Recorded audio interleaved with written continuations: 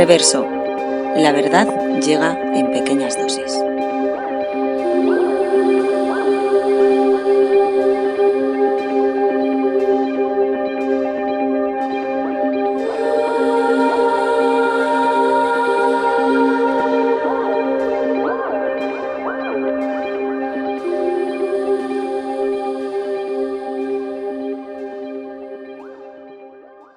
Bueno, Pablo, pues aquí estamos de vuelta.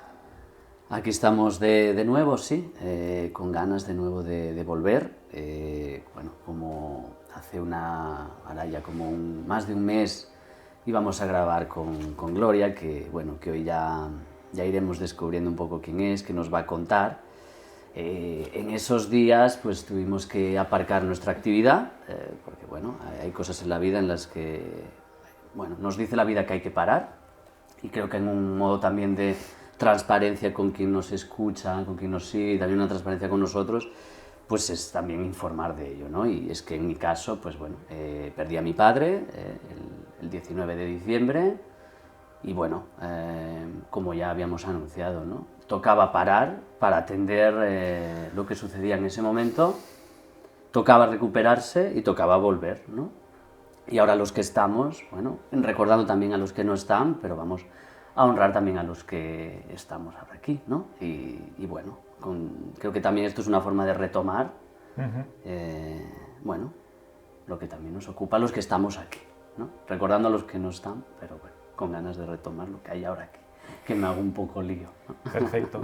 Pues con ello vamos, si os parece. Con ello vamos, entonces. Sí. Pues vamos a descubrir, como tú has dicho, a nuestra invitada de hoy, que se llama Gloria Bellido. Ella es psicóloga clínica, trabaja en la EFE del Hospital Germán Trias y Pujol, en un equipo centrado en el tratamiento de niños, niñas y adolescentes que han sufrido abusos sexuales y maltrato grave.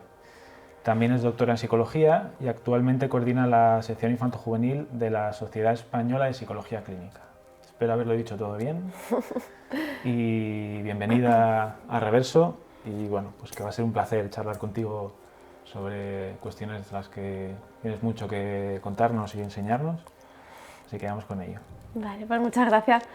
Y bueno, para mí es un placer estar aquí con vosotros y poder hablar de estos temas que me gusta mucho hablar de ellos. Así que para mí es como una conversación muy agradable con vosotros.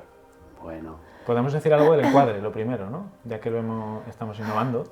Sí, ¿no? Es como que ya lo que hemos hecho, ¿no? Vamos a hablar de ello. Sí. Bueno, yo lo veo como un lugar de juego, ¿no? También, que eso también tiene que ver con la infancia, que es un poco lo que iremos transitando hoy.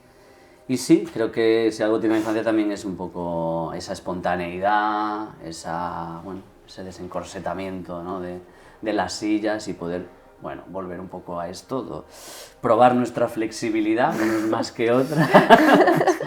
y bueno, pero es verdad que la infancia también trae aspectos muy duros, ¿no? Y creo que eso también es de justicia poder tratarlo hoy. Y si os parece, entramos en ello, ¿no? Yo creo que representa un poquito esto, ¿no? Que si te parece, un poco, me acuerdo, Álvaro, ¿no? Que era el que llevaba un poco la bandera del sin anestesia, ¿no? Que entraba con un tema muy, sí. Muy a saco y me siento un poco así también trasladándote esto, ¿no?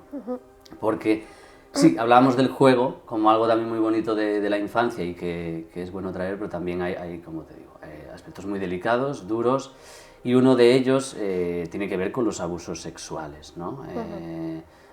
Que incluso a veces tienen más nivel de gravedad cuando son dentro de la propia familia, ¿no? Bueno, lanzo una pregunta muy desde ahí, que es ¿por qué sucede? ¿Por qué permanece esto tan oculto? Ya en otra línea, pues, ¿cómo prevenirlo? Y conecto también con esta ley CELA, que también tuvo cierto punto de polémica, rescatando uno de sus extractos literales, ¿no? Que dice que la intervención educativa debe favorecer el descubrimiento personal de la sexualidad y la construcción del género de los 0 a los 6 años, ¿no? Bueno, es una pregunta y es muchas preguntas. Esto también es muy mi estilo. Y no sé, Gloria, ¿qué nos puedes decir de estas cuestiones? Sí, pues sí que es un tema, ¿no? complicado para hablar yo creo que los que trabajamos al final en infantil a veces es como que, bueno, oyes hablar, bueno, o sea, no sé, yo ya tengo la sensación de que lo tengo un poco, bueno, que lo tengo como muy presente, ¿no? Y es una cosa que por desgracia sabemos que ocurre mucho más frecuentemente de lo que, ¿no?, piensa yo creo que la población general. Y sí que me pasa eso cuando estoy hablando con personas que son ajenas a la profesión, ¿no?, que se sorprenden de esto, de precisamente lo frecuente que es, ¿no? Sabemos que más o menos esto le va a pasar a 1 de cada 5 niños. Y yo cuando me enteré de esto se me pusieron, ¿no?, los pelos de punta, porque realmente es algo, es muy, muy frecuente, ¿no? Y el por qué sucede, pues yo creo que es una pregunta muy complicada, ¿no? El por qué pasa esto. Yo creo que lo podemos entender dentro de lo que es la idea de maltrato a la infancia, ¿no? Y de entender de dónde venimos.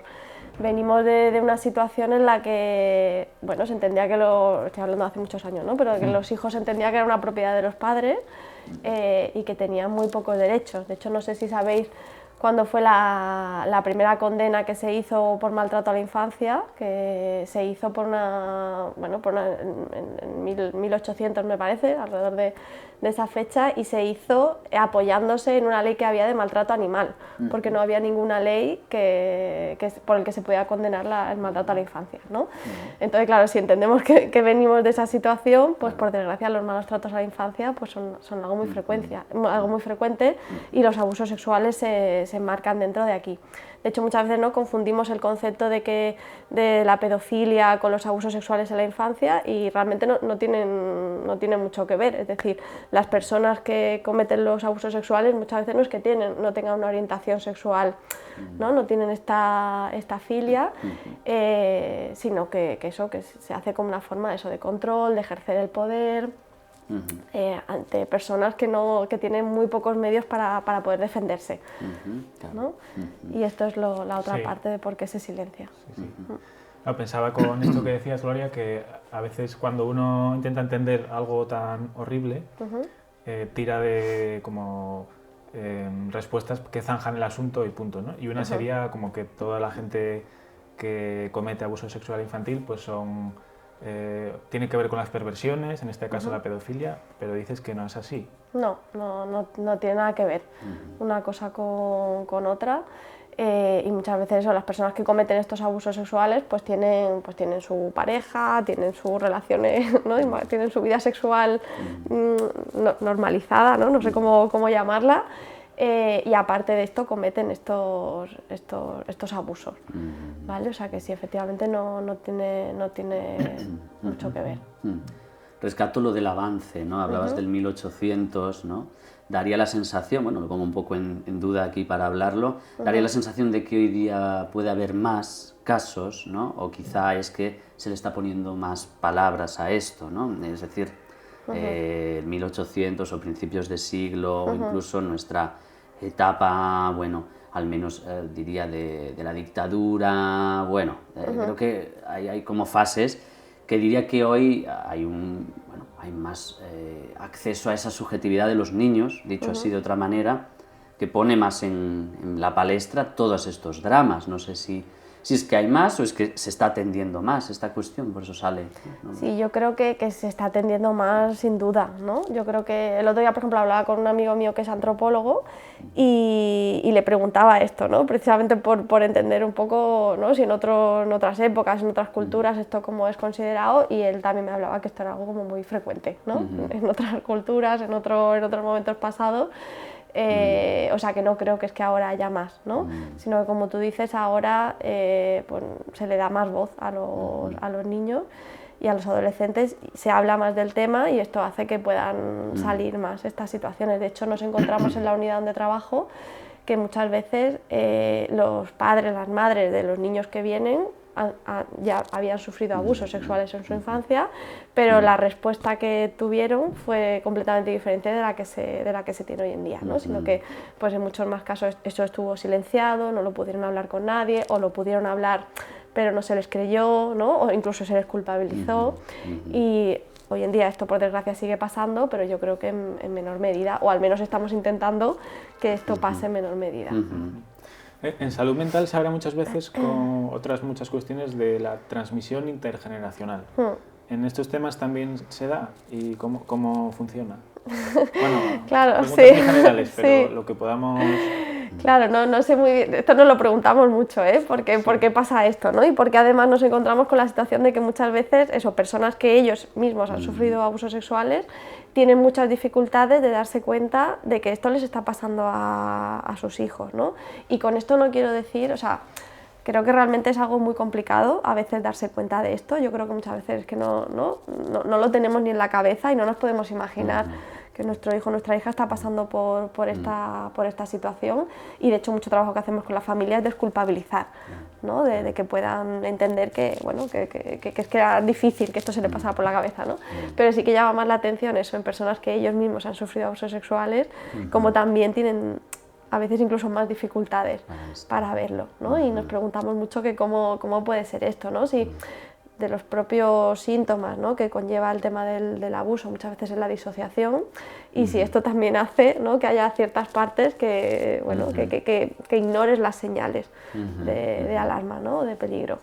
Claro. Sí, ¿no? Con esto del por qué permanece oculto, ¿no? Está claro que son, por un lado está ese aspecto traumático, ¿no?, que ya es el hecho en sí. Creo que hay un marcador, tú nos dirás, ¿no?, también hay un marcador en cuanto a cómo responde el entorno, ¿no?, que en la mayoría de las ocasiones responde con un silencio, juegos de poder, y creo que esto por ahí va la transmisión también, ¿no?, de si lo mío ha sido silenciado, cómo de alguna manera, ¿no?, puedo romper esta cadena, ¿no? Está claro que el poner palabras, ¿no?, ya sea desde la desculpabilización o el legitimar que eres víctima, ¿no?, pero que también eres superviviente. Pensaba, por otro lado, tiene su punto reparador en esas cadenas de generaciones de herencia de daño, ¿no?, diría yo. No sé, es una pregunta casi con respuesta, pero ponía mi reflexión, no sé qué... Sí. Un poco por ahí... Sí, o sea, claro, tenemos que hacerle en muchos casos entender a la familia que bueno, que afortunadamente estamos en otro contexto, ¿no? Y que las respuestas que ellos... También a veces nos pasa que ellos muchas veces no entienden por qué la respuesta que está teniendo su hijo no es la que ellos tuvieron, ¿no? Es como si yo lo pude llevar de otra manera, porque, ¿no?, él o ella no lo está pudiendo llevar así. Y es como, bueno, afortunadamente, ¿no?, porque tú a lo mejor no pudiste compartir esto, no pudiste sacarlo, pero tu hijo sí lo está pudiendo hacer, ¿no? Y eso está muy bien. También tengo que decir que no es, o sea, no es cuestión de generalizar, ¿eh? Hay muchas familias que sí que afortunadamente enseguida entienden el problema, enseguida dan voz a lo que está pasando, denuncian, ¿no? Y apoyan mucho a la situación, afortunadamente, ¿no? Aún así, el por qué se mantiene en silencio, yo creo que influyen muchos factores, ¿no? Nos encontramos con situaciones de que muchas veces los niños, cuando esto ocurre desde que son muy pequeñitos, a veces ni siquiera se dan cuenta de que esto es algo anormal o algo, o que les están haciendo algo que no está bien. Y de hecho muchas veces estos abusos empiezan como una manera de seducción, ¿no? No hay, el problema es que muchas veces, que no hay una violencia al principio, ¿no? Sino que que es a partir de establecer una relación con el niño, ¿no? De decirle que tiene una relación privilegiada, ¿no? De que esto no lo tienen que contar, etcétera, etcétera. Y el niño no se va dando cuenta de lo que está pasando hasta que de repente sí que se da cuenta, ¿no? Entonces, claro, si no saben ni siquiera que esto es algo problemático, ¿cómo lo van a compartir? Y luego sí que nos pasa eso de que a veces sí que lo saben, pero que no confían en nadie para poder compartir esto. O también nos han pasado de chicos que lo han dicho y justo la primera persona a la que se lo han dicho pues no les han creído, ¿no? O les han culpabilizado, y entonces ya esto inhibe el que puedan compartirlo con otros adultos. Entonces esto yo creo que tiene mucho que ver con por qué se mantiene en silencio estas situaciones. Bueno, claro, sí, como una confusión puede haber, de que vivan como amoroso lo que es un abuso, ¿no? Sí. Sí, me hacías pensar en lo de la confusión de lenguas, que no sé si era Fer en sí. Sí. Bueno, asociando así que me venía, ¿no? Bueno, es complejo, ¿no? Está claro que dar una respuesta, y es un poco también la esencia de siempre este espacio, ¿no? De reverso, que ponen encima de la mesa cuestiones que yo creo que no son de fácil respuesta, ¿no? Añadiendo a esto, ¿no?, que esto es parte de mi responsabilidad porque son preguntas MAC, lo de la ley que comentaba, no sé si quieres añadir algo que te parece. Sí, sí que bueno, no la había leído así en profundidad, me estuve mirando un poco exactamente, ¿no? las cosas que decía. Claro, estaba leyendo un poco cuál es la controversia al respecto y yo personalmente no la entiendo demasiado. No sé cómo lo veréis vosotros, ¿no? Pero para mí, claro, ya sabemos que hay sexualidad en la infancia, ¿no? Parece, a veces es como tabú hablar de esto, pero niños muy pequeñitos, ¿no? En cuanto descubren sus genitales, pues ya pues se toca, ¿no? Descubren el placer a través de eso. Y incluso muchas veces eso, entre propios niños ya hay juegos en los que descubriendo la sexualidad pues está esto, ¿no? Los médicos. Exactamente, jugar a los médicos, jugar no sé qué, y esto es como algo súper normalizado que muchas veces en el CESMIC nos pasaba, ¿no? Que los papás nos consultaban, nos decían, oye, es normal que mi hijo está masturbándose o es normal que me ha dicho que con un compañero, ¿no? Se están tocando y tal. Y yo creo que esto para un adulto es como algo, ¿no? Mezclamos sexualidad e infancia en ese sentido y parece como algo muy perverso, pero es que es la normalidad, ¿no? Y es el desarrollo de la propia sexualidad y está bien. El problema viene cuando se dan posiciones diferentes de poder, ¿no? Cuando yo sé algo que tú no sabes o cuando yo ejerzo una coerción hacia ti que no tienes esta fuerza física para defenderte o esta, ¿no? O hay una posición de poder en el que yo me estoy aprovechando de tu sumisión. Entonces para mí el poder educar a los niños desde bien pequeños en esta sexualidad sana, yo creo que es lo más adecuado. De hecho una madre, por ejemplo, el otro día me lo decía, ¿no? Me decía, es que el problema es que en los institutos hablan de sexualidad, pero les hablan cuando tienen 14 años. Claro, cuando tienen 14 años, ya, es que ya les han dado 1000 vueltas, ¿no? No, habría que empezar desde mucho antes a hacer esto. Entonces... Bueno, a esa edad los referentes ya no son los adultos. Exactamente. Exacto, ¿no? Yo creo que escuchamos mucho a nuestra generación y la anterior a la nuestra, que es una de sus quejas, ¿no? ¿Qué educación sexual tuve yo, no? No, claro. Dejo ahí en puntos suspensivos, claro. ¿no? Lo que fue, ¿no? Sí, yo también vivo, más allá de entrar en disquisiciones más técnicas de la ley, sino que yo creo que todo lo que fomente, desde ese nivel, ¿no? De conocimiento, el dotar de herramientas de descubrimiento, de dotar de conocimiento de uno mismo, que eso permita también poner límites, que es otro de los problemazos, ¿no? Que tenemos, los adultos, obviamente también, poner límites con nuestro cuerpo, con lo que queremos, con lo que no queremos, con lo que permitimos, pues yo creo que no pinta mal, ¿no? Y es algo novedoso que creo que han carecido otras generaciones. Pero enlazando con una pregunta que aunque sé que igual es complicado, seguiré haciéndolas durante todo el programa, que es, ¿hay una hipersexualización de la infancia? Que es yo creo que un poco el contrapunto de esto. ¿Se podría decir eso? Claro, la hipersexualización entendida como que la infancia tiene demasiado acceso a contenido sexual, ¿no? Claro. O también a estas imágenes en las que niños son, ¿no? En anuncios, en cosas así, que ha salido mucho el tema de que son tratados como objetos sexuales, claro, ¿no? va un poco por ahí, Sí. un poco por ahí. El contrapunto de esta cuestión más sanamente conocida a esta exposición quizá, bueno, no sé. Sí, que luego también reproducen ellos, ¿no? Esos modelos. Estaba pensando en el ejemplo que cuando hablamos os puse de algo que yo creo que todos nos encontramos en la clínica, ¿no? Que son pues niños o niñas, generalmente niñas o adolescentes, preadolescentes, que un poco reproducen ese imaginario de la sexualidad y algo así como que lucen de que hacen o se atreven a hacer determinadas cosas, pero luego cuando llegan al cuerpo a cuerpo pues tienen un encuentro que les desborda y traumático prácticamente, ¿no? Claro. Entonces también en ese sentido, ¿no? Sí, claro, yo creo que eso tiene que ver con eso, ¿no? Con una exposición a contenidos sexuales sin una educación detrás de que les permita entender, ¿no? Porque sí que nos encontramos, por ejemplo, muchas veces niños muy pequeños que ya tienen acceso a pornografía. Hoy en día con un smartphone uno entra casi sin ningún problema y aunque tú, por ejemplo, como padre intentes controlar el contenido al que accede tu hijo, pero va a haber otros compañeros, ¿no? Que le digan, mira lo que he visto en internet y te enseñen un vídeo pornográfico. Claro, si yo tengo acceso a eso, ¿no? Que ya sabemos en la pornografía muchas veces el tipo de sexualidad que se vende, ¿no? Como muchas veces de la violencia, desde, ¿no? Bueno, que no es la sexualidad más saludable. yo tengo acceso a eso, pero no tengo a nadie, ¿no?, que me diga, que me explique un poco lo que está pasando, o que me ponga límites, o que me ayude a relacionarme desde eso que siento, pues claro, yo creo que puede haber mucha confusión en los niños, ¿no? Y a lo mejor viene por ahí esto que dices, ¿no? Sé que los adultos hacen estas cosas y yo quiero hacerlas, pero claro, luego me encuentro con esta situación y realmente no sé manejarla. Sí.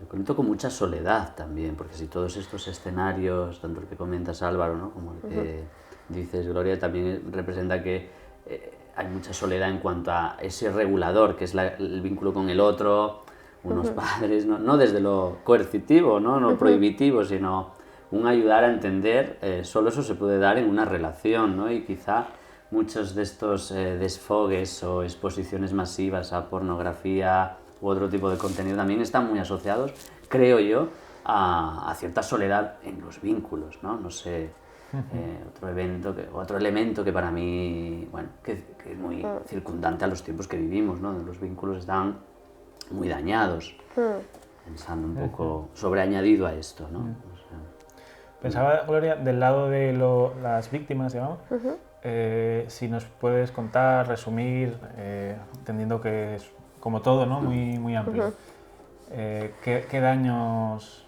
deja este asunto en la infancia, en la adolescencia y posteriormente en adultos?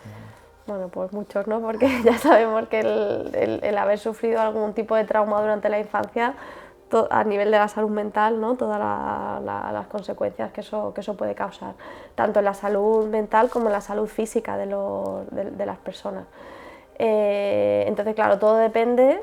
Claro, sí que no me gustaría, ¿no?, como tener una postura muy reduccionista de decir si has tenido alguna situación traumática, algún abuso tal, eso necesariamente va a repercutir en tu salud mental, porque afortunadamente no es así, y vemos niños y niñas que han sufrido situaciones muy complicadas y que aún así no presentan síntomas, ¿no?, que han tenido pues un apoyo, han tenido a alguien ¿no?, que les ha creído, que les ha ayudado y tal, y eso no tiene por qué tener repercusiones en la salud mental. Pero por desgracia en otros casos pues no son así, ¿no? Y vemos desde situaciones de trauma simple, donde hay, por ejemplo, un estrés postraumático, hasta situaciones que son para mí las más complejas, ¿no?, de un trauma complejo en el que ha habido un trauma repetido, ¿no?, ha habido muchas revictimizaciones, ¿no?, niños que han sufrido pues, maltrato en su familia, que después han sufrido situaciones de abuso sexual, que después han sufrido, como tú dices, los vínculos, ¿no?, de forma repetida, abandono, negligencia por parte de las figuras de apego, que luego en el colegio también han sufrido situaciones de bullying, ¿no? Es como, bueno, que van acumulando muchas situaciones traumáticas, y aquí ya, bueno, pues hablamos de mucha más desregulación emocional, síntomas disociativos, muchas dificultades en las relaciones interpersonales, ¿no?, en la que no puedo confiar en el otro, en la que me defiendo, en la que, bueno, toda esta sintomatología, ¿no? Entonces, pues muchas cosas, ¿no?, autolesiones, intentos autolíticos, etcétera, etcétera. Ya luego la variedad es muy amplia, ¿no? Sí, atendemos casos un poco de todo, ¿no? Y en los adultos, pues imagino que también dependerá mucho de cómo se haya abordado esto en el momento en el que ha pasado, ¿no? Pues yo creo que, ¿no?, los que trabajan, bueno, yo cuando trabajaba en adultos veías a muchas personas que habían sufrido esto en la infancia, pero que en ningún momento se había tratado, en ningún momento se había explicado, ¿no?, sino que lo explicaban ya siendo adultos. Pues yo creo que ahí todavía más repercusiones puede haber. Respecto a la atención de estos asuntos y otros, bueno, tú trabajas en un hospital, como hemos dicho. ¿En el mismo hospital trabajas? ¿En el mismo hospital? Sí, físicamente estoy en el hospital. Eso es. Y bueno, tus pacientes llegan ahí, digamos, pero se nos ocurría preguntarte, ¿no?, si yo creo que es una sensación que tenemos todos los que trabajamos, hemos trabajado en algún momento con niños y adolescentes, que uno se encuentra un poco como aislado, fuera de lugar, fuera de contexto natural de los niños adolescentes, y la pregunta sería si te parece que el entorno hospitalario es el sitio ideal o el mejor o uno de los mejores para atender a la infancia, o si los psicólogos clínicos deberíamos estar en otros sitios también, o pensarse otro tipo de encuadres para atender a los niños. Sí, hombre, es verdad que a veces se hace un poco raro, ¿no?, porque tienen eso, que venir a un hospital, a una consulta. Yo en la consulta en la que estoy, por ejemplo, ahora, ¿no? Es una consulta de médico, ¿no? Bueno, con su camilla, con su, ¿no? Y tú estás ahí con tu bata puesta, ¿no? Y, Lo primero que dices es, aquí no pinchamos ni nada, claro. y ya se va. No, por desgracia no. Pobrecitos, no, porque muchas veces, claro, ya saben, ¿no? Saben a que viene una unidad especializada en esto, ¿no? Tienen mucho, bueno, es que hay más contextos, ¿no? Dentro de los niños y los adolescentes que atiendo yo, y yo creo que su menor miedo es el pinchazo, ¿no? Hay otras cosas que le dan mucho miedo, que es hablar de lo que les ha pasado.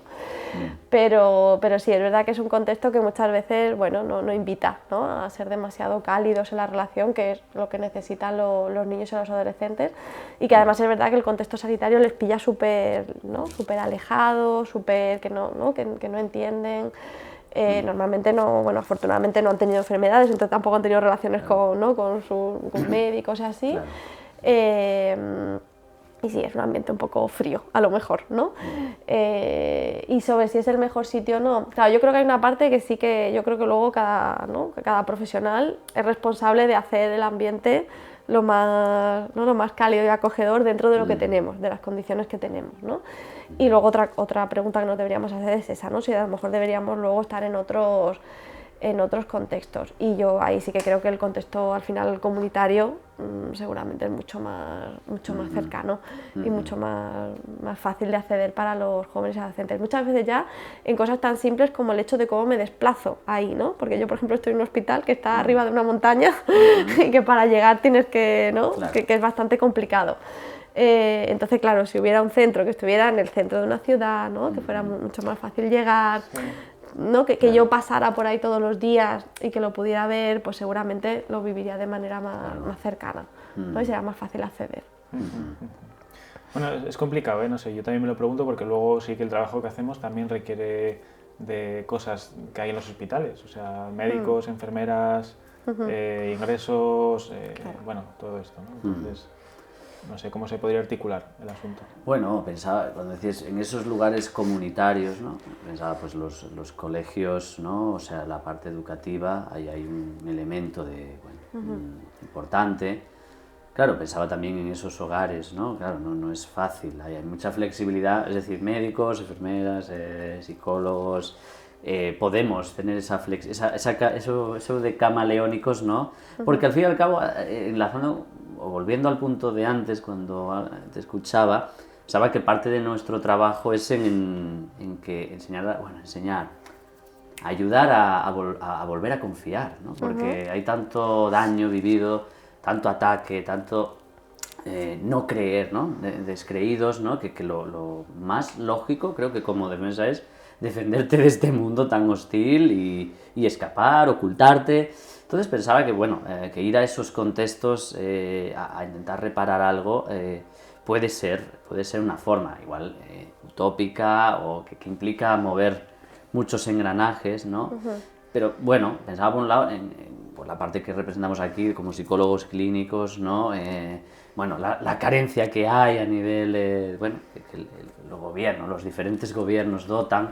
Claro, pero que también en lugares como, bueno, pues colegios y demás, donde los niños se desenvuelven, parques, guarderías, colegios, que ahí hay una carencia también, ¿no? Yo pienso, o una falta también de integración, como que a veces la clínica va por un lado y todo eso es lo social, ¿no?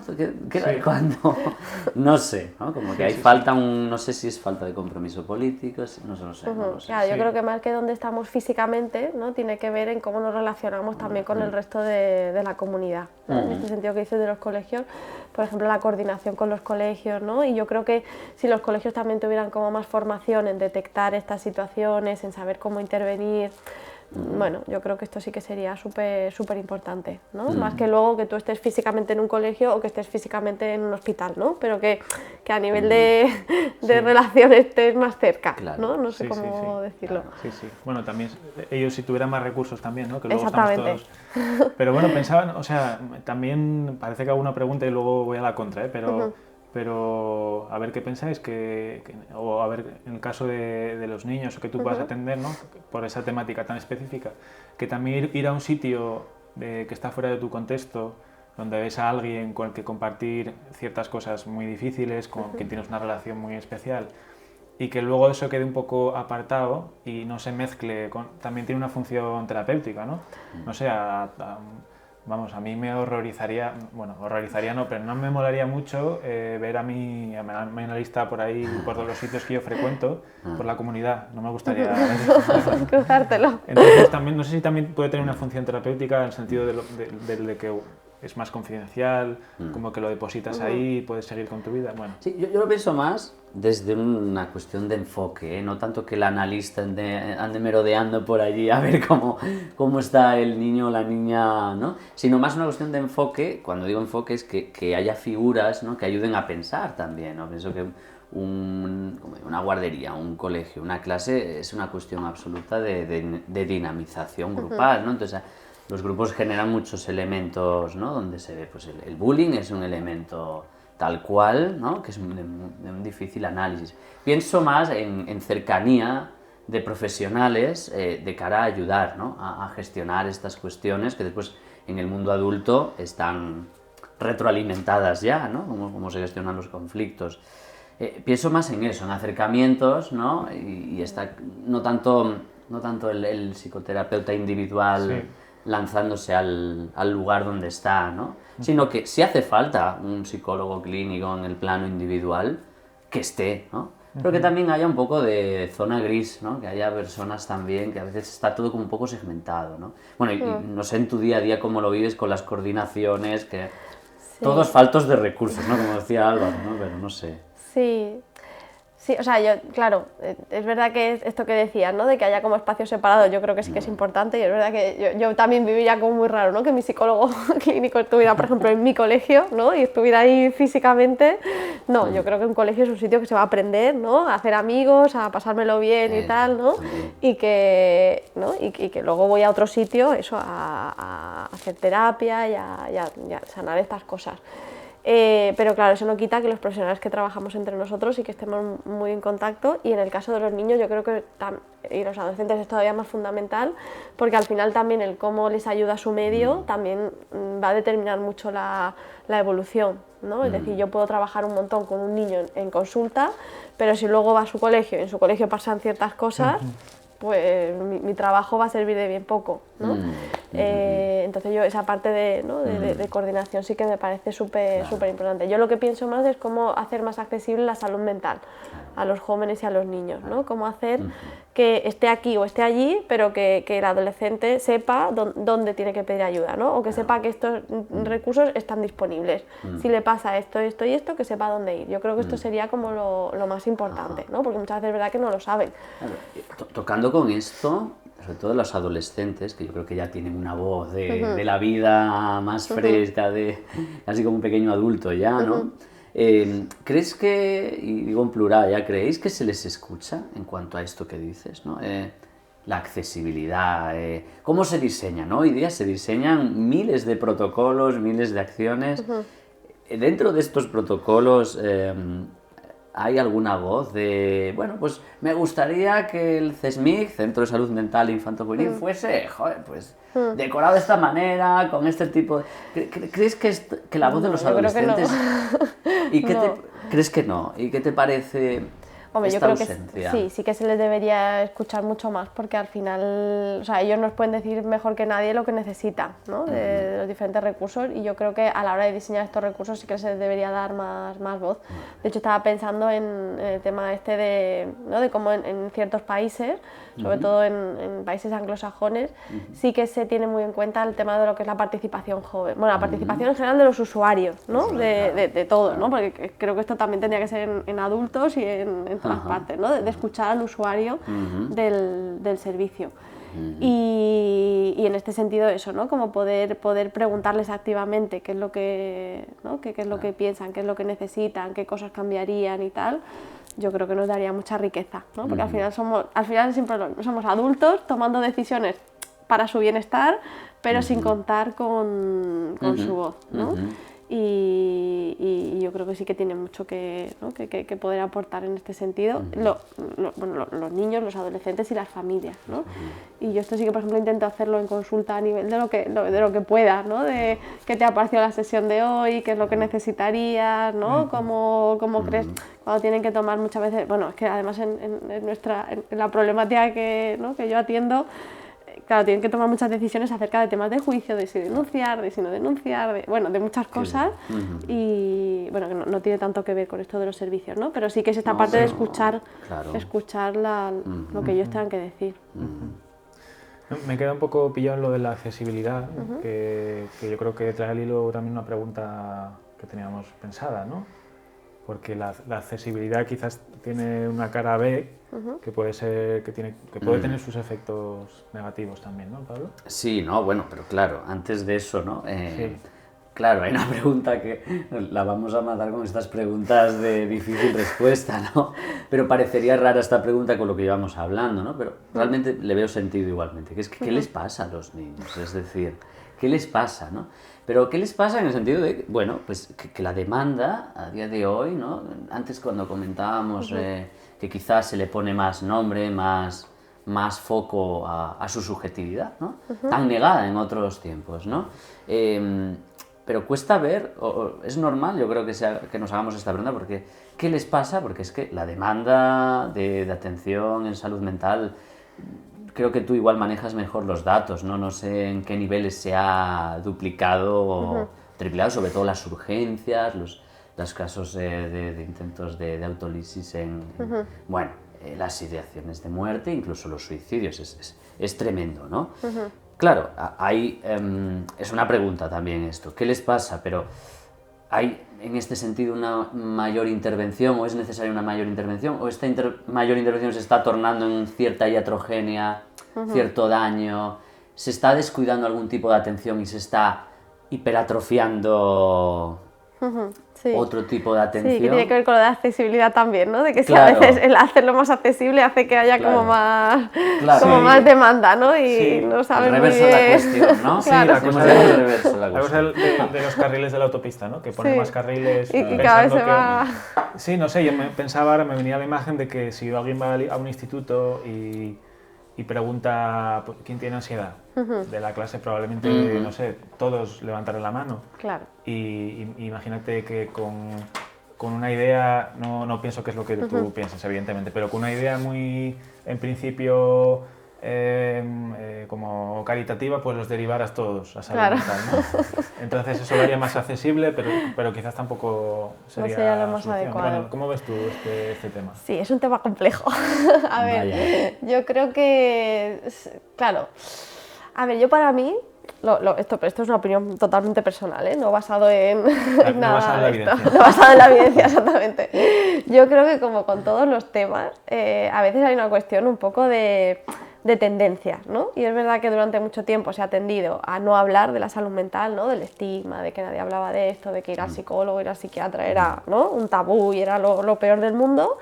Y ahora es verdad que estamos viendo como, bueno, la otra tendencia, ¿no? Que es verdad que muchas veces nos encontramos con adolescentes que todos sus amigos van al psicólogo y la psicólogo es la más guay, ¿no? Y mira qué bien, ¿no? Y lo tienen como ultra normalizado, ¿no? Hasta un punto en el que tú dices, ¿no? Hasta demasiado normalizado quizás en ese sentido, ¿no? De atender cosas que a lo mejor no harían falta.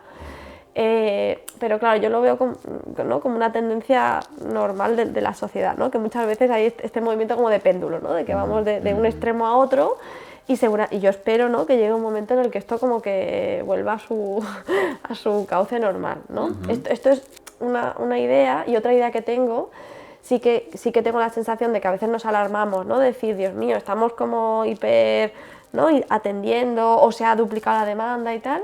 Y yo creo que más que ver con eso sí que tiene que ver con que antes yo creo que había seguramente los mismos trastornos mentales en la infancia y la adolescencia, pero no teníamos ni conciencia ni recursos para atenderlo. Venimos de una situación en la que la depresión infantil no existía. ¿no? Durante muchos años se ha defendido esto. Claro, si la depresión infantil no existía, yo no podía ver a los niños que estaban deprimidos y entonces tampoco los podía atender. Entonces yo tengo mis dudas, ¿no? Sobre si tiene que ver con esa tendencia ahora, ¿no? A que todo es salud mental y mira qué guay, pero también tiene que ver con que afortunadamente atendemos mejor las cosas que pasan. ¿No? No sé, y aquí me muevo, no tengo clara la respuesta en este sentido. Sí, no, yo dejaba en duda que hay más foco en una cuestión, ¿no? Y eso yo creo que se puede ver como un avance. Mi duda queda en si se ha descuidado algo de lo cotidiano a la hora de resolver nuestros conflictos, de cómo nos cuidamos, cómo nos escuchamos, qué tiempo pasamos con nuestros hijos, con nuestros amigos. No sé si ahí la institución, ya sean los hospitales, etcétera, etcétera, están cubriendo, se está institucionalizando labores que serían de lo humano, de lo cotidiano, de lo mundano, no sé. Esa es mi duda, esa es mi duda. Había un Rendueles, el psiquiatra que todos conoceremos, supongo, para embellecer un poco tu pregunta, ha hablado de un término que me gusta mucho, que dice escucha mercenaria, como que hacemos escucha mercenaria, como que alguien está pagando por algo que debería hacer otra persona, ¿no? Claro. Qué guay, sí, es verdad, ¿no? Y de hecho muchas veces el trabajo en consulta yo creo que se trabaja precisamente esto, ¿no? Que lo que te está contando a ti y lo que está tratando contigo, que lo pueda tratar con su, ¿no? Con su familia, con sus amigos, ¿no? O sea, que es un poco esto. Claro, yo creo que se da una situación bastante paradójica en la que, por ejemplo, ¿no? Yo creo que los padres de hoy en día tienen como mucha más información, mucho más acceso a la información y mucha más formación sobre, ¿no? Temas como eso, disciplina positiva, parentalidad positiva, etcétera, etcétera, ¿no? Pero no sé si tienen también más medios para poner estas cosas en práctica. Y a veces yo creo que estás como en una situación en la que sabes, ¿no? qué sería lo ideal o lo que te gustaría hacer con tus hijos, pero no tienes las condiciones vitales para poder hacerlas, lo cual esto causa muchas veces incluso mucha más frustración, ¿no? En esta situación. Entonces sí, o sea, es verdad que las condiciones que tenemos actuales de vida seguramente no favorecen la salud mental de ninguno de nosotros, ¿no? De los niños, los adolescentes, de los niños, y que como adultos que tenemos que guiar a los niños, claro, si hay un mundo tan cambiante y una sociedad tan cambiante, si ni siquiera yo tengo claro, ¿no? Cómo tengo que gestionar ciertas cosas yo, ¿cómo le voy a dar esta información a mis hijos, ¿no? Si yo no sé, tengo una relación conflictiva con las nuevas tecnologías y con el smartphone, ¿no? Estoy todo el día enganchado, ¿cómo voy a ayudar a mi hijo a que no lo esté? ¿No? Sí. Entonces, yo no sé si va por ahí un poco a lo que te referías. Sí, ¿no? va. Toca muchos aspectos, ¿no? E incluso me lleva a otros capítulos que aquí, por un lado, me voy al segundo que hicimos con María Cruz, ¿no? Que sí analizábamos un poco la serie de Euphoria en su momento y sí se veía esto, ¿no? Quizá cierta, no sé si la palabra es inmadurez, pero ciertos adultos en los que el mundo pues, se les hace grande y ¿cómo vas a dar protección si uno se siente en desprotección, ¿no?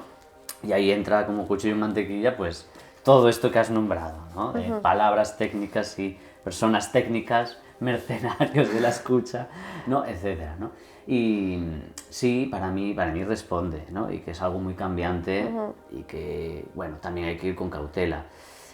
A mí con lo de Silvia García Esteban, que fue el segundo que hicimos, con esto de la falta de escucha, no se escucha en unos lugares, ¿no? Se pone una hiperescucha en otros, ¿no?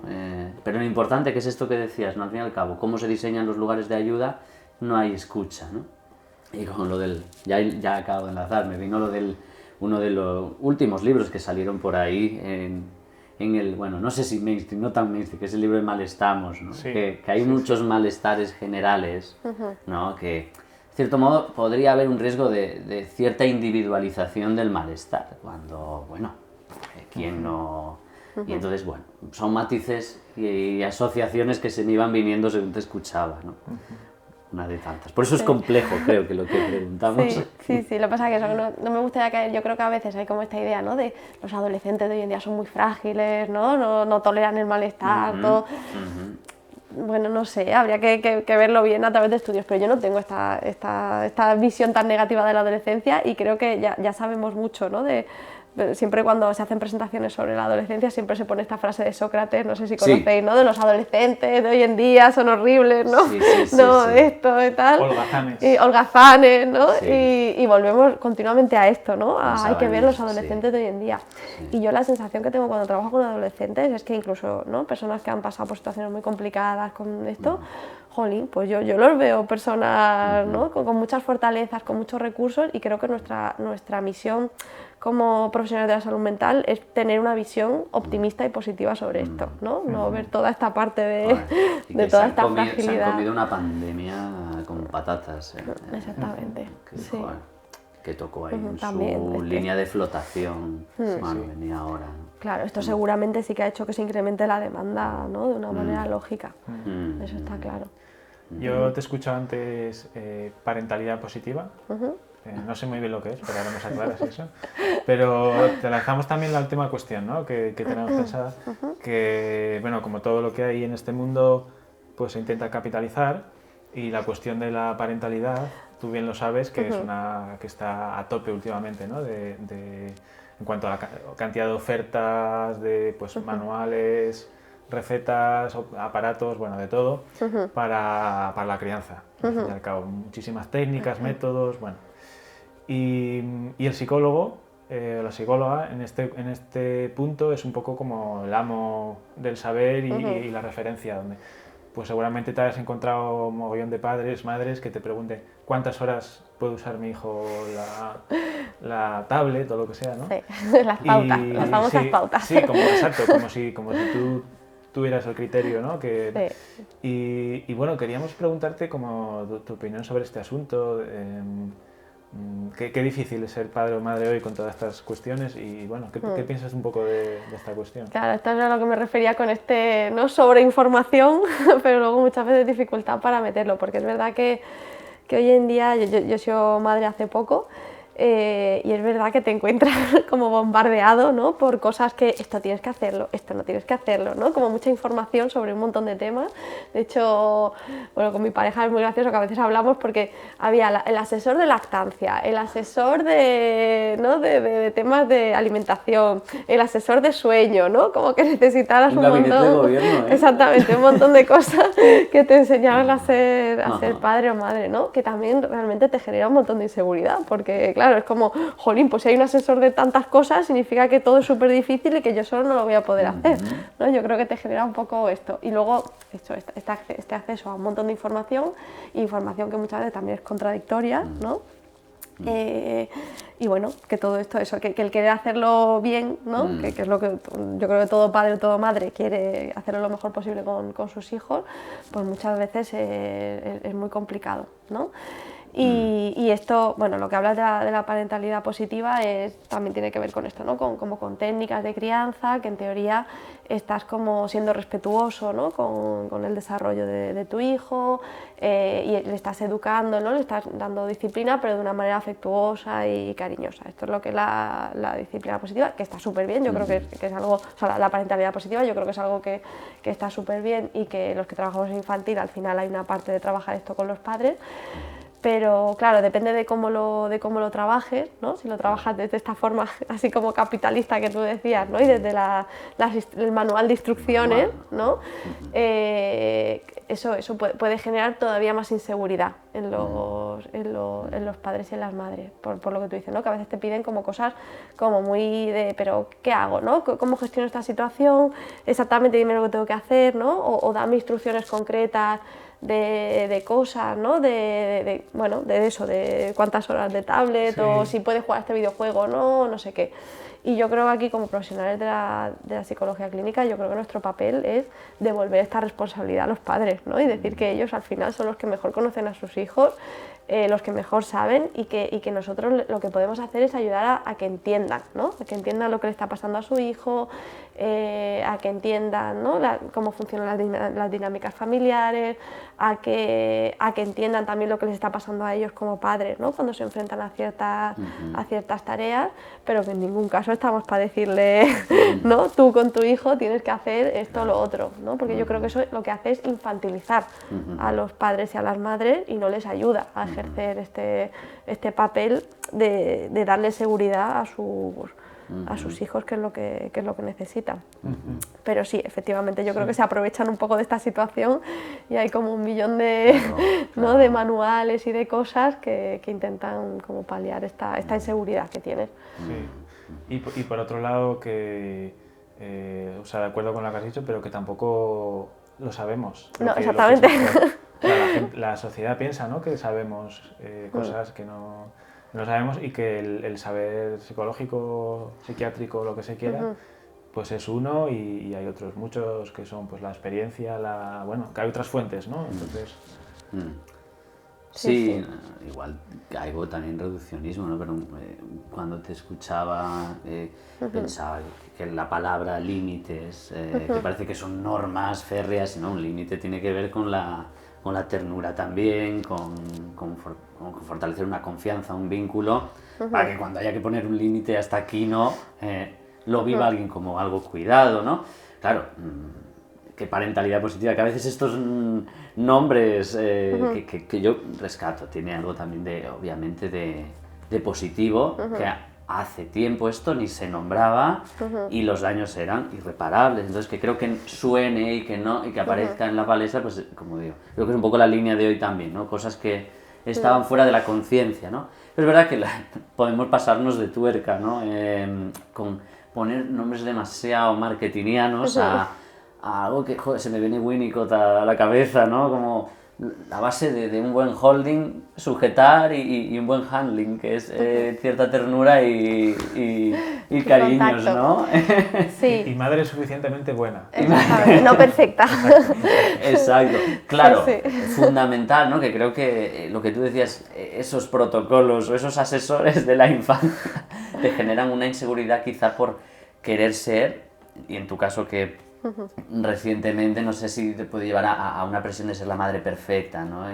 Sí, yo misma entré en una espiral de querer leer muchas cosas, de querer informarme mucho, y llegó un momento en el que fue como, no para, porque te estás volviendo loca y esto no va a ayudar, desde luego no ayuda a lo que hablábamos antes, a la parte del vínculo, ¿no? A mirar a tu hijo y a decir, a ver, ¿tú qué necesitas, ¿no? Como persona individual, más allá de lo que me puedan decir los 1000 asesores, ¿no? Y esto de la parentalidad positiva, al final, si tú lo lees, lo que tiene que ver es con tratar con respeto, ¿no? Igual que tú tienes en tus relaciones ¿no? con las otras personas adultas, pues hay como cosas básicas, ¿no? de respeto a la individualidad del otro, de amabilidad, de no ejercer violencia contra el otro, pues este tipo de cosas, pero aplicada a la infancia. ¿No? Claro.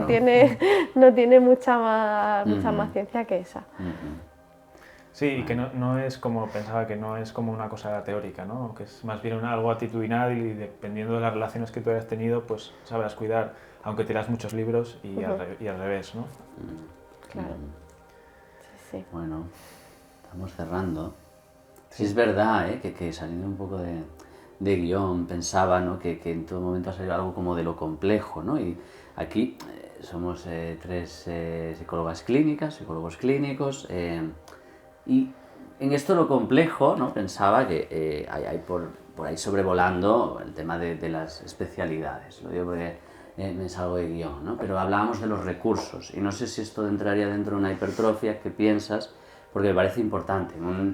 El ayudar a la población infanto-juvenil, yo creo que implica ciertos saberes que igual que en adultos no versan igual, ¿no?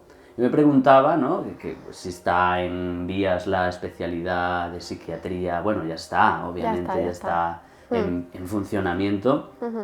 La psicología clínica infanto-juvenil, ese recorrido no está en vías. No sé si crees que es necesario, si crees que... Porque me parece que no es sobre exceder esto, sino que exista, ¿no? No sé si... Tú también estás, Álvaro, en este recorrido, no sé qué piensas, qué pensáis...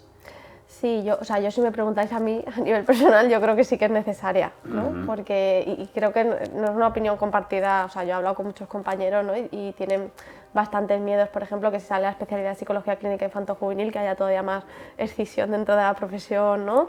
O que al final, ¿no? Como psicólogos clínicos tenemos una visión del ser humano, ¿no? Y que como que es como más, bueno, eso, como hacer más partes, ¿no? Sí. Y que esto, trocear al individuo, ¿no? Cuando, bueno...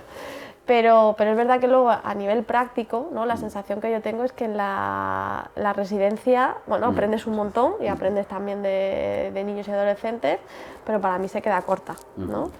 Un poco para esto, sobre todo, bueno, porque la infancia y la adolescencia tiene eso, mucha complejidad, tienes que saber de muchas cosas, y yo creo que, bueno, que más conocimiento pues va a poder ayudar a tener una mejor atención, ¿no? Y bueno, yo creo que es sumar, ¿no? Otra cosa es cómo la hagamos, ¿no? Yo creo que hay que tener mucho cuidado de cómo sale esta especialidad, ¿no? Que obviamente haya cosas compartidas de las dos especialidades, ¿no? Que como profesionales podamos mantener esta comunicación, esta coordinación, y yo creo que esto sí que es importante, ¿no? Pero para mí va a sumar mucho más de lo que puede restar. Y ojalá, ahí estamos intentando pedirla. Hace poco salió el Real Decreto de Especialidades Sanitarias, y estamos en proceso de poder pedirla al Ministerio. Bueno. Pero bueno, yo creo que es algo, ¿no? Que se puede debatir y que puede haber opiniones para todos los gustos. Que de la en este voz, ¿no? aspecto. Está claro que la voz de adolescentes, niños, niñas, esté, pero claro, también de los que dotan de ayuda, pues también es importante poner la voz de cómo nos formamos, cómo nos cuidamos, cómo nos cuidan también desde arriba. Yo creo que al menos queda ahí la voz dicha también de Gloria, ¿no? En este aspecto, y ahí queda. Bueno, le podríamos preguntar a los niños y a los adolescentes, ¿Qué ¿no? piensan? También, ¿qué piensan ellos si quieren que el profesional que les atienda, ¿no? tenga como una formación más específica o no? Yo creo que sería interesante, mundo, ¿no? Exactamente, Claro, ¿no? Y bueno, cuando les preguntas sí que dicen, ¿no? Yo a veces sí que les pregunto, bueno, ¿y qué te ayuda a venir aquí, no? O qué es lo que, no sé, o qué piensan, ¿no? Que yo como profesional podría de esto, sí que dicen, no, que me sepan escuchar a mí, ¿no? Que esto es una cosa que sí que repite mucho. Hoy, por ejemplo, hablaba con un niño, porque muchas veces dentro de la parte del trabajo en el trauma hacer la narrativa, ¿no? De que puedan contar la historia de lo que les ha pasado y tal, y a veces el último capítulo es ¿y qué le dirías tú a niños que han pasado por lo mismo que, ¿no? que has pasado tú? Y él me decía, pues que vayan al psicólogo porque se pueden, ¿no? Porque se van a sentir escuchados y eso le va a servir mucho para, ¿no? para poder reordenar lo que les ha pasado. Y yo, bueno, pues mira, me quedo con tu, con tu visión, ¿no? Que al final es la más importante. Qué rico, claro, esto. Bueno, Sí. bueno, y que pensaba que niños también somos nosotros, ¿no? Que tenemos de nosotros un niño, una niña, y no sé... ¿Estás hablando del niño interior? Estoy hablando de la matrioska, yo lo vivo como una matrioska. Una vez hago esta metáfora de que tenemos ahí capitas, ¿no? Y yo creo que hablando de este niño, ¿no? También de su mundo, del mundo de un niño, cómo lo ve, cómo van cambiando, ¿no? La mirada del mundo según vamos creciendo, ¿no? Que ahora pues aquí hoy volver a echarnos al suelo me duele el culo bastante. Y bueno, Sí, ahora tenemos que estirar un poco. pero volver un poco a esto, a soltarse y bueno, que no perderlo de vista, ¿no? Yo creo que es algo saludable el niño interior. Pero pensaba que algo del niño es el juego, ¿no? Sí, Y no sé, creo que igual como una forma de acabar hoy sería hacer un poco de retrospectiva, casi para acabar, fuera de guión también, ¿no? Preguntándonoslo también nosotros, ¿no? ¿Cuál era nuestro juego favorito en la infancia? Porque bueno, hemos hablado de infancias complicadas, duras, ¿no? Que hemos pasado, que hemos intentado poner palabras, pero que en vivencia es algo duro, pero que en la infancia también está ese juego, ¿no? Y que el adulto tampoco debería perder. Creo que hoy hemos jugado un poquito, también pienso yo, Sí. no sé. Sí. Sí. Y bueno, quería traer eso al final. Yo estoy pensando un poco en ello. ¿Puedes empezar tú, por ejemplo? Sí, yo no sé cómo se llama, porque bueno, Álvaro y yo somos de Asturias, pero incluso dentro de Asturias él es más del centro, yo más de casi gallego, y a veces cambian los nombres, ¿no? Los bolos asturianos. No, la petanca, ¿no? La petanca. No, pensaba en un juego que se llama Maya, no sé si os suena. No me suena. Claro, yo Maya lo asocio a primeros juegos así como de competición. Era un juego como el pilla-pilla, pero en equipos, ¿no? Entonces tenías que íbamos corriendo por como un pequeño patio o un gran patio, ¿no? y eran del rival, entonces tenías que evitar que te pillasen, entonces un equipo iba pillando a más, se iba generando una fila de gente que habían pillado, entonces tú tenías que también intentar salvarlos, que era esquivar a los rivales y salvar a tu equipo, entonces los liberabas, ¿no? Entonces, bueno, a mí me conectaba con llenarme también a veces pues el héroe del grupo o la cosa esta adrenalíntica de correr, que te pillan, bueno, y el estar no sé, en comunión, ¿no? En grupo, ¿no? Y tenía ese punto, y a mí me recuerda mucho, ¿no? A la infancia esto, esos primeros recuerdos, ¿no? Y más juegos, ¿no? Pero este es el que me vino ahora y quería compartir. Sí, yo estaba pensando en eso, yo estaba recordando también cuando me bajaba a un patio que había ahí también cerca de mi casa y jugamos a Poliladrón, que era algo parecido, ¿no? Eran ¿no? exactamente los que se pillaban, los que no sé qué, y yo también creo que con esto también, lo que tú dices, ¿no? Esta parte de salir corriendo, ¿no? De la emoción y tal, también me gustaba mucho. Y luego sí que recuerdo mucho que yo era mucho de poner a mis muñecos todos así sentaditos encima de la cama y darles clase, jugaba. Anda. A que hacía de profesora. Mira. Esto también lo recuerdo, les ponía exámenes, a unos les suspendía, a otros o sea, hacía todo el papel. Eso es lo que se me ha venido más así ahora. Qué bueno. Yo estaba escuchando y lo que me viene a la cabeza es que estaba pensando que quien escuche esto, como algo psicoanalista, Habrá. Hostia, yo no he pensado en eso, no sé. Sí. Es él, el psicoanalista. ¿Y qué has pensado? ¿De qué has pensado lo que, No, lo que yo he no, dicho? hoy estamos en primera persona. como analizantes. No, yo había pensado que un juego típico infantil que a mí me gustaba mucho era un juego como de acumular, de crearme una fortificación, una base y hacerme con armamento. Con armamento de flechas, de arcos, de pistolas, no sé, no recuerdo.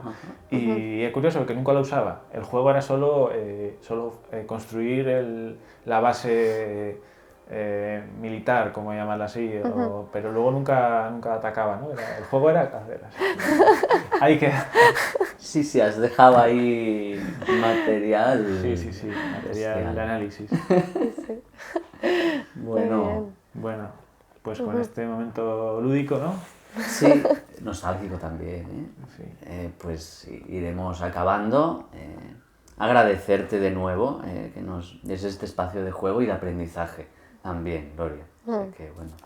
Muy bien, gracias a vosotros por sacar este tema, porque yo creo también esto es darle un poquito de voz a la infancia y está bien. Sí. Bueno, pues eso, ha sido un placer y nos vemos por los parques. Sigamos jugando. Eso es. muy bien. Y nos vemos en el próximo episodio. Sí, de Reverso. seguro. Esperemos, a ver. Eso es. Bueno, pues hasta la próxima. Hasta la próxima.